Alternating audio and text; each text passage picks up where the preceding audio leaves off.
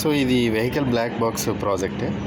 So hardware వచ్చి Arduino Uno, power supply board, alcohol sensor, MEMS sensor and limit switch for accident and DHT11 for measuring temperature and humidity. So buzzer ఇది 16:2 LCD. ఇది 12 volts 1.5 amps adapter and GSM module, GPS module.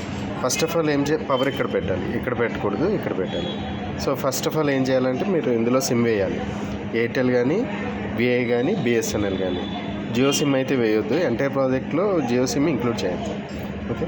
So then full SIM వేయాలి. Full SIM వేసి సిమ్లో proper balance ఉండాలి, SMS balances అన్నీ ఉండాలి. So దీన్ని బయట పెట్టాలన్నమాట. సో జనరల్గా GPS ఉన్న ప్రాజెక్ట్స్ అన్నీ కూడా బయట పెట్టాలి. బయట స్కై ఫేసింగ్ పెట్టాలి. ఇక్కడ కూడా మేము స్కై ఫేసింగ్ పెట్టాము. సో ఫస్ట్ ఆఫ్ ఆల్ ఏంటంటే కంట్రోలర్ ఏం చేస్తుందంటే పవర్ ఇవ్వగానే GPS కోసం, సిగ్నల్ కోసం వెయిట్ చేస్తుంది. దెన్ ఫస్ట్ ఇనీషియల్గా ఇక్కడ బయట పెట్టిన తర్వాత ఒక 10-20 seconds వెయిట్ చేయండి. ఓకే, సిమ్ అన్నీ పెట్టిన తర్వాత.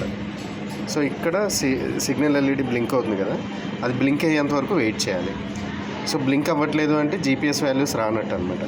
దెన్ కొంచెం స్కై ఫేసింగ్ ఉంటే డెఫినెట్గా వస్తుంది.